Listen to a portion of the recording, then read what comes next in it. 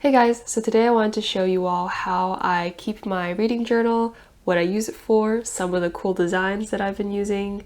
Alright, so this is the journal that I use. I got it from Amazon. This was a really good find because I wanted a bigger style bullet journal notebook without having to shell out like 20 bucks for a notebook. I think this ended up being about $6 or $7, which was really good, but I don't know if this is still available on Amazon or not. Originally, this is just a black notebook, but then I added a sticker on the outside. This journal was to document my senior year at college, but towards the end, I started incorporating more elements of reading journals and trying to track a lot of my reading habits. Let's talk about some of the pens and writing utensils that I use for my journal as well. So I basically only use black pens and I really like a dark ink. I use this Zebra Sarasa Dry X.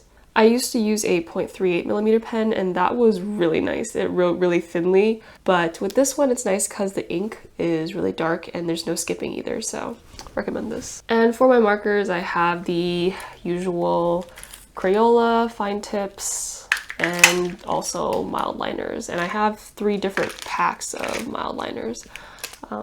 Got the Crayola from Walmart, got the mild liners from Amazon. So yes, without further ado, let's get into a tour of my reading journal. Alright, let's start with a look at the books that I read last year. I did a better version of this later. And here is something that I like to do where I write my monthly playlists and all the songs that were really speaking to me that month. And so I have some that I like. This one for September is one that I really like, and the October one was kind of a fail, a little bit of an awkward artist. I'm not really an artist, so I just make it up with stickers. Here was a spread that I did for the Buzzwordathon round 5. I used to do a lot of my readathons on Journal before YouTube. And here was a spread that I did for the Kindle Unlimited readathon. That was pretty fun too.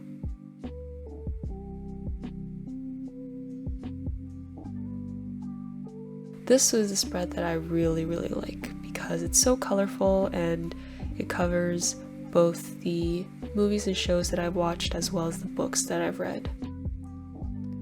For the movies, this isn't really the whole list of movies that I read, but these were some of the most memorable ones. And the books were all the books that I'd read starting in 2020.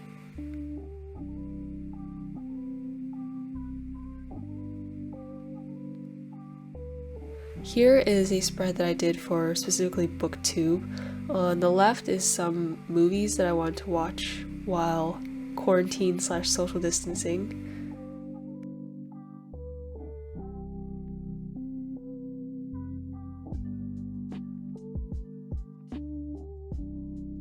A message to myself.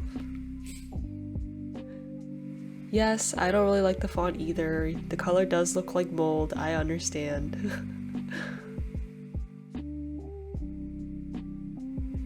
Here's another playlist and books read spread. For the playlist one, I try to make it a little bit more aesthetic, if you will, but sometimes it turns out better in some months than others. It just really kind of depends on how artsy I'm feeling. But for the book page, I was really proud of this one. Each of these colors actually corresponds with the book cover as well. Here is a spread that I usually do to plan for BookTube, so these were the videos that I was planning for the month of August, as well as my thoughts on Mistborn on the right hand side. So y'all are getting a kind of sneak peek. The 3-box thing was something that I picked up from Kate's Book Date, and it helps me keep track of when I've made my videos. More spreads on the different books that I've read and notes that I was taking for each of them. I find this works better for me than annotating in a lot of cases.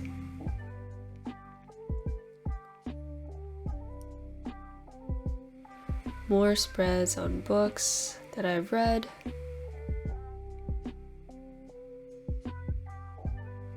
And a hint sneak peek at September.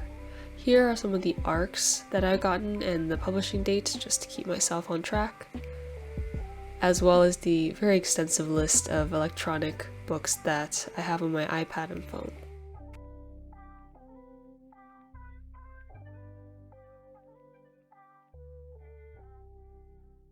Thank you for watching. If you like this video, please click like, and if you want to see more, click subscribe, and I'll see you all next time.